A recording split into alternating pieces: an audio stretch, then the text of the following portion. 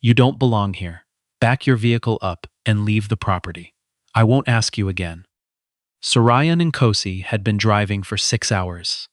She had spoken before 500 people that morning in Ottawa, answered questions from 3 parliamentary aides over lunch, caught a connecting flight through Pearson that was delayed 40 minutes on the tarmac, and was now sitting in her 6-year-old Subaru Outback with a cold cup of gas station coffee in the cup holder, and her keynote, lanyard, still hanging around her neck, watching a man in a private security uniform plant himself in the center of her driveway, as though he owned the asphalt beneath his boots. She rolled her window down slowly. The man's name was Barry Shelton. He worked for a contractor hired by the Westmere Heights Residents Association to patrol the neighborhood after dark, and in the 11 months he had held this particular route, he had developed a quiet, confident set of rules about who belonged on these streets. The rules were never written anywhere. They lived in the space between his shoulder blades, tightening whenever something failed to match the picture he carried in his head. The picture did not include a black woman in a faded university hoodie pulling a Subaru into the driveway of a property worth $8.5 million on a Wednesday evening in October. He told her again to move the vehicle. His voice was even. He had the particular calm of a man who had never once been wrong about anything. Soraya told him, patiently, that she lived here, that she had lived here for 7 years, that the gate code she had just entered to open the driveway was her gate code, set by her, and that if he would allow her to pull forward, she would be happy to show him her identification inside the house. Barry crossed his arms and told her he had received a call from a concerned resident about a suspicious vehicle in the area. She asked which resident. He said that was confidential. She looked at him for a moment, then asked him to please contact whoever was supervising his shift. He told her that he had already placed a call to the local station. She thanked him and sat back in her seat and waited with the window still open and both hands visible on the steering wheel, because she had grown up in Scarborough, watching what happened to people who did not make their hands visible, and the memory lived in her body the way old injuries do, surfacing without invitation at exactly the wrong moments. The autumn evening had come in cool and clean, the kind of October air that carried the smell of wet leaves and wood smoke down from the mountains and settled over the waterfront streets like something almost gentle. Soraya looked past Barry Shelton's silhouette toward the iron gate of her own property, toward the Japanese maple she had planted along the south wall 4 years ago that had turned a deep, burning red in the past 2 weeks. She had been looking forward to seeing it from the driveway. She had thought about it on the flight home. The patrol car arrived 7 minutes later. The officer who stepped out was young, 29 years old, 8 months into his first posting, after transferring from a small detachment in the interior of the province, where the work had been quieter, and the assumptions had never needed examining. His name was Dean Phipps, and he had the jaw of someone who had been told since childhood that confidence and certainty were the same quality. He approached the Subaru with his notepad already out, glancing between Barry and the vehicle with an expression that suggested he had already sorted the situation before hearing a word of it. He asked Soraya to step out of the vehicle. She did, calmly, keeping her movements slow and deliberate. She was wearing the hoodie from her alma mater, the University of Waterloo, where she had studied computer science for 18 months before dropping out to build what would eventually become NextPath Technologies in her mother's basement in Scarborough. The hoodie was soft from years of washing. It did not say anything about who she was or what she had built. She had always liked that about it. She explained to Officer Phipps that this was her home. She told him she had just returned from a speaking engagement in Ottawa. She reached carefully into her jacket, produced her wallet, and offered her driver's license, with the address printed clearly beneath her photograph. Phipps looked at it for 2 seconds and handed it back. He said addresses could be listed anywhere. She asked if he was suggesting her government-issued identification was fraudulent. He said he was suggesting that a lot of things were possible and that she should remain where she was while he verified the situation with the homeowner. She told him, for the third time, with a patience that was no longer effortless but had not yet become brittle, that she was the homeowner. He turned toward Barry Shelton and asked the contractor whether he had seen this woman enter the property before tonight. Barry said he had not. Phipps turned back to Soraya and said he would need her to step aside from the vehicle. She said she would not step aside, because she had done nothing to require it, but that she was happy to cooperate with any reasonable verification process he cared to propose. She suggested he run the address. She suggested he contact the property registry. She suggested he allow her to enter the home through the front door using her key, which she held up between two fingers so he could see it clearly. Phipps said he could not allow her to enter a property that had not been confirmed as hers.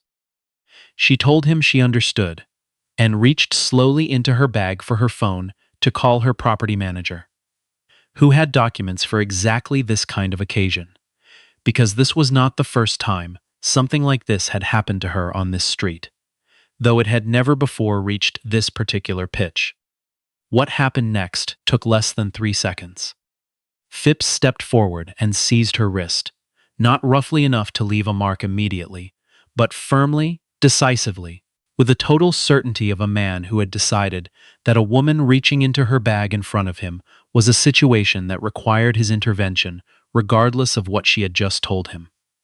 The phone skidded across the driveway and lay glowing faint along one corner and lay glowing faintly on the pavement between them. Across the street, at a window on the second floor of the house facing hers, a camera blinked to life. Soraya looked down at her wrist, then at Officer Phipps, and when she raised her eyes to his face, her expression had changed in a way that was not anger and was not fear, but was something quieter and more enduring than either. The expression of someone who had spent a career understanding exactly what was happening and why, and had already begun calculating what it would require to address it properly. She said, "You have just made a significant error in judgment," he said. "I'll tell you what the error is when you're sitting in the back of my vehicle." The neighbors who had drifted toward their front windows to watch the flashing lights reflected in the glass across the street said nothing. Several of them had lived on the street for years. Not a single one came out. Soraya stood on the driveway of her own home, her phone face down on the concrete, her wrist aching faintly where it had been grabbed, and waited. She had been waiting her whole life, in one sense or another. Her mother, Adeze, who had come to Canada from Enugu at 23, with a degree in accounting that no firm in Toronto would recognize, who had spent 18 years cleaning office towers on Bay Street, from 11 at night until 7 in the morning, who had always parked her car 1 block away from whatever building she was working in so that nobody would question what a woman like her was doing in those neighborhoods after dark. Her mother had taught her that patience was not the same as acceptance, that enduring something without breaking was not the same as agreeing that it was right. Soraya had built her company on that distinction. She had sat in boardrooms full of men who spoke over her, in pitch meetings where investors addressed themselves to her white founder and waited for him to relay her answers, in regulatory hearings where her expertise was questioned by officials 20 years her junior. She had never raised her voice in any of those rooms. She had not needed to. The work spoke. The numbers spoke. Eventually, the silence she offered in response to dismissal became the most devastating thing in any room she entered, because it gave the dismissal nowhere to hide. NextPath Technologies had 340 employees. Its dispatch routing software processed emergency calls in 42 municipalities across 4 provinces. The system running in the very station Officer Phipps had driven from tonight was a NextPath system. The terminals at every desk, the routing algorithm that had assigned him to this call. Her company's code was stitched through the infrastructure of his working life so completely that removing it would have required shutting down the department for 6 months to rebuild from the ground. He did not know this. He knew only what he saw, which was a woman who would refuse to step aside. A second police vehicle arrived 8 minutes later.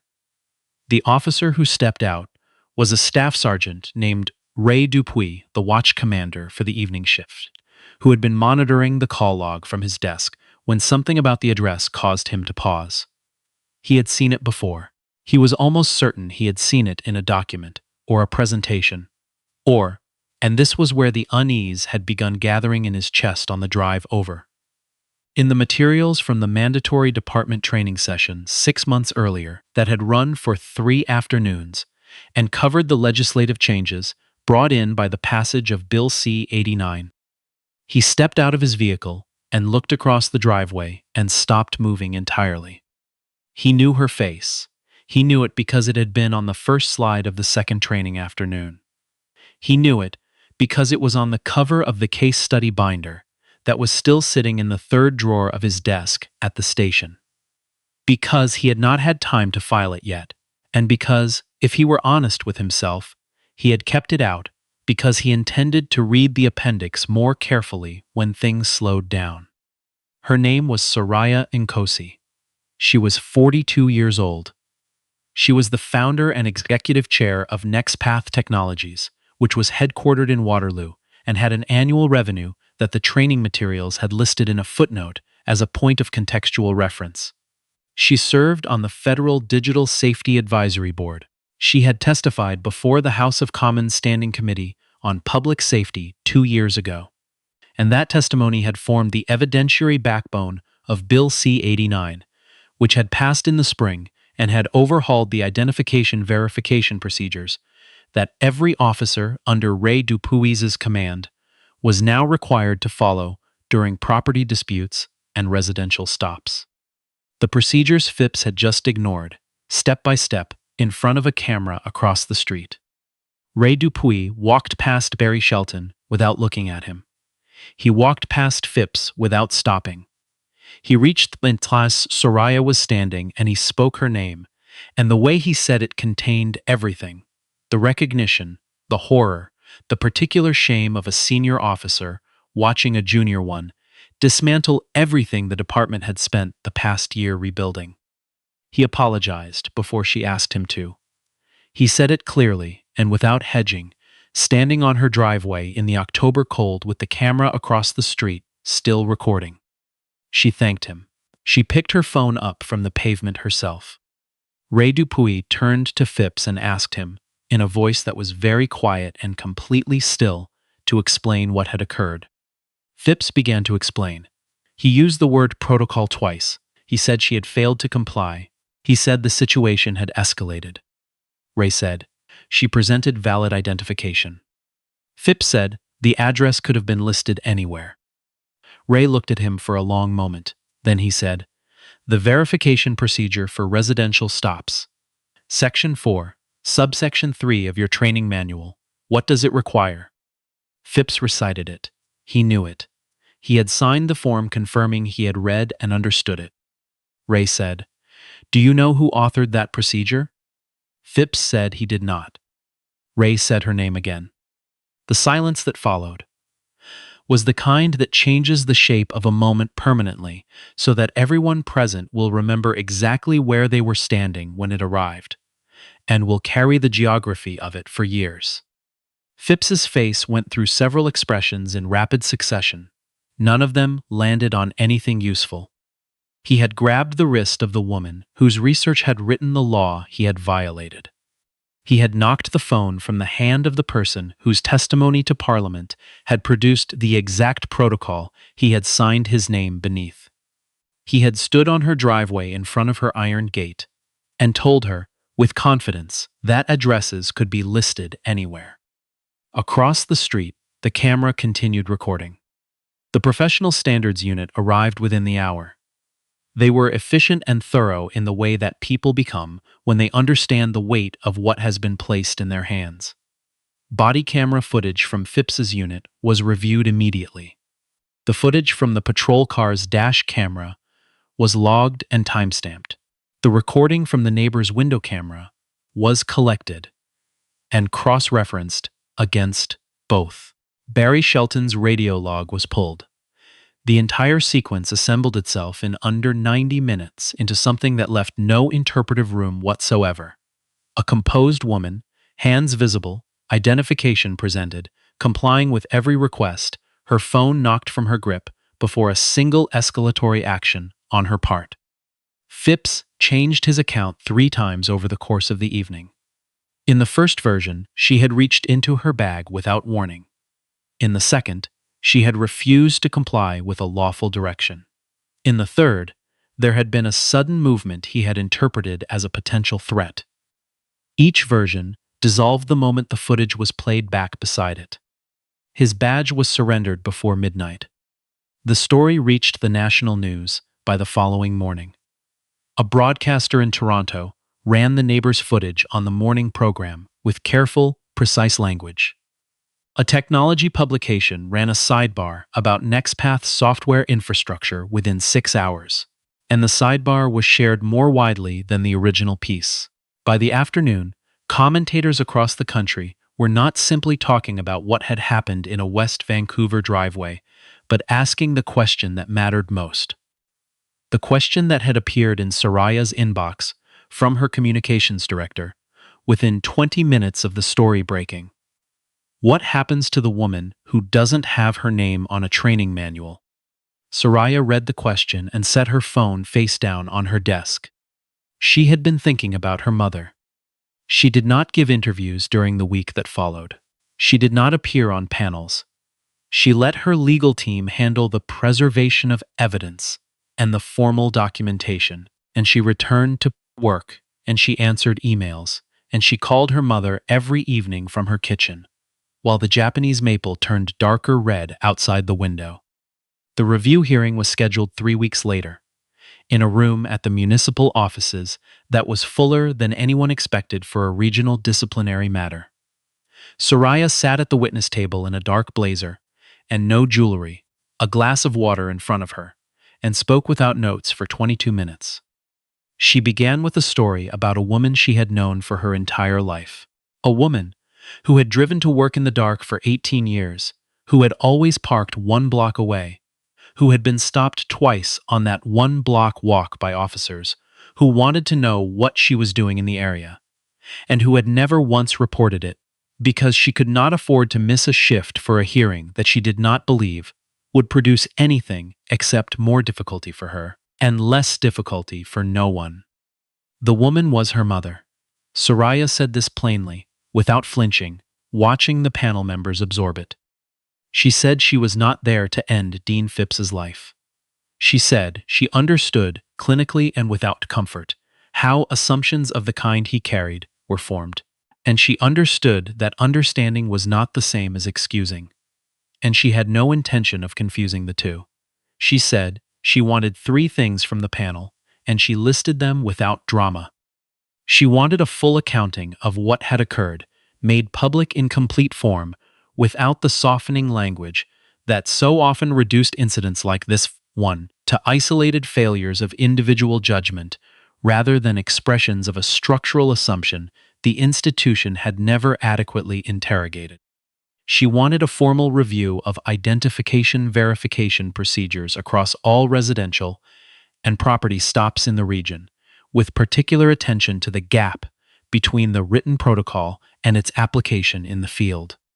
And she wanted the panel to ask itself, openly and on record, what the outcome of that evening would have been if the woman in the driveway had been a cleaner, or a nurse, or a school bus driver coming home from a double shift. She said, "I had resources available to me that most people do not. I had a legal team standing by. I had documentation. I had a name that appeared in your training materials. The officer who came to my driveway was wrong regardless of all of that. But I want this panel to understand that the wrongness of his actions should not depend on any of it. That is the only principle worth establishing here. Everything else is detail." The panel chairman asked, when she had finished, whether she wished to add anything before the proceedings moved toward findings. She looked toward the table, where Dean Phipps sat with his legal counsel, pale and still, and she told the room that she did not carry hatred for him. She said hatred was a weight she had watched destroy people who deserved far better than destruction, and she had learned early to set it down whenever she felt it arriving. But she said that the absence of hatred was not an absolution, and that forgiveness, where it existed and when it was warranted, could only follow truth, and truth required more than a quiet settlement, and a letter of apology delivered to her solicitor's office after the cameras had gone home. In the months that followed, the consequences came steadily and without fanfare. Dean Phipps was formally dismissed from the department. The review of his conduct produced findings of unnecessary physical contact and failure to follow prescribed identification verification procedures. Prosecutors reviewed the wrist seizure for potential criminal application under the Criminal Code's provisions relating to assault. The review was ongoing at the close of the formal proceedings. Barry Shelton's contract with the Westmere Heights Residents Association was not renewed. 3 members of the association's board resigned. 2 of them later sent letters to Soraya through her office. Careful, effortful letters that did not try to explain away their silence that evening, only to acknowledge it. The Municipal Police Department launched a region-wide review of residential stop procedures. Ray Dupuis was appointed to lead the internal working group, which he accepted on the condition that the group include community members without law enforcement backgrounds. He told his supervisor that the incident had clarified something for him that 15 years of service had managed to obscure. That oversight worked in direct proportion to how uncomfortable it made the people being overseen.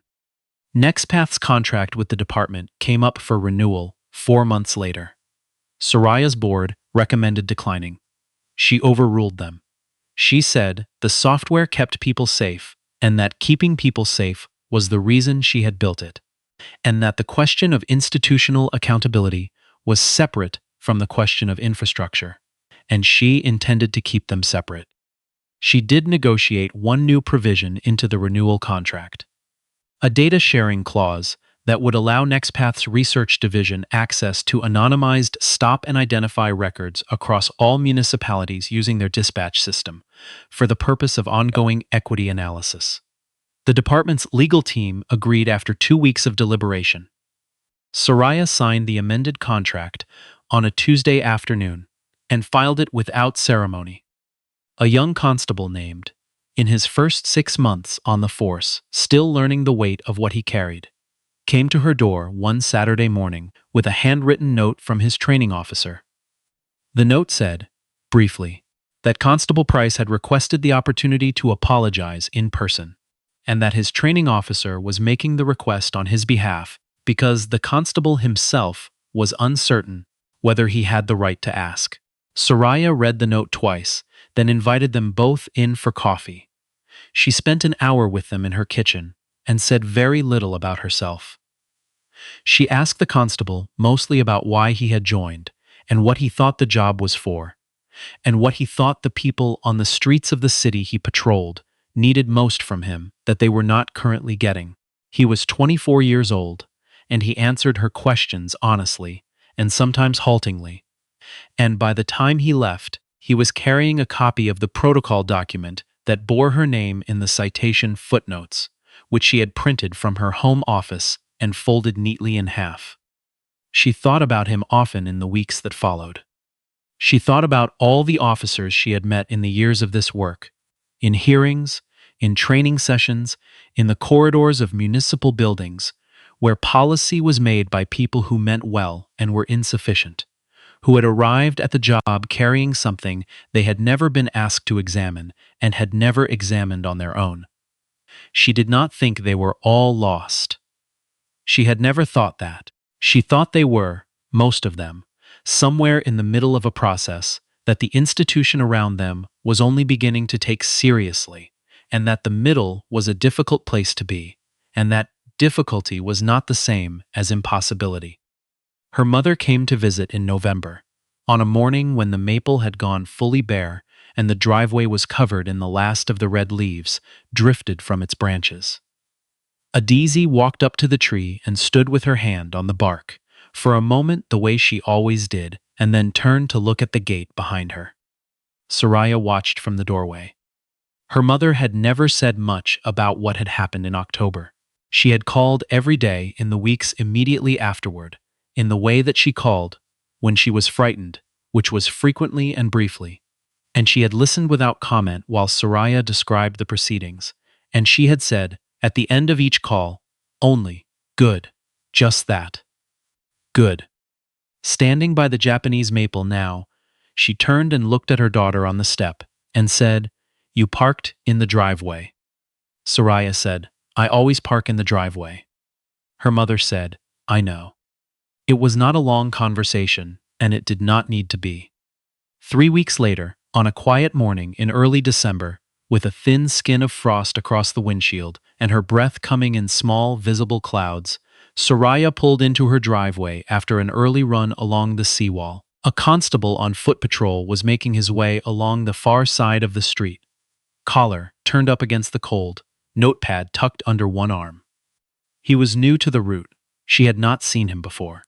He glanced across the street as she got out of the Subaru, registered her, and raised a hand in a brief, uncomplicated wave.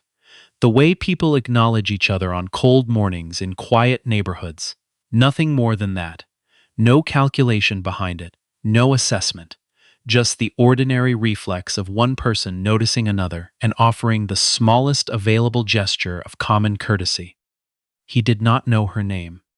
He did not know about the driveway in October, or the training manual, or the parliamentary testimony, or the revised protocol now distributed to every incoming officer in the region.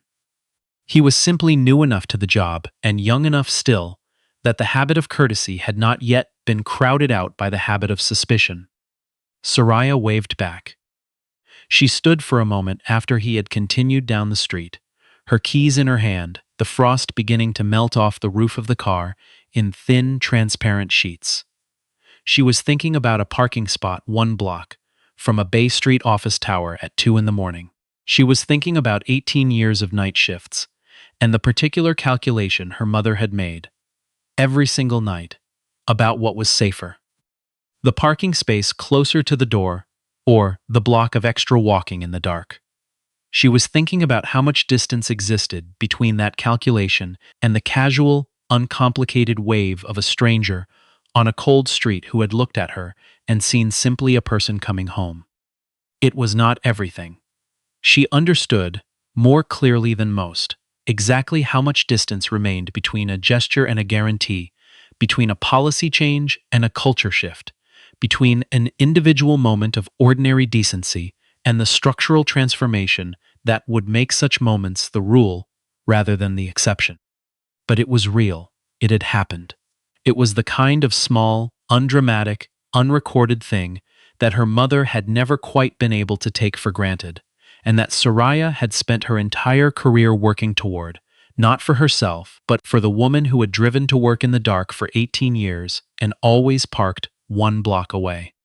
She unlocked her front door, stepped inside, and for the first time in a long time, allowed the quiet of her own home to feel exactly like what it was,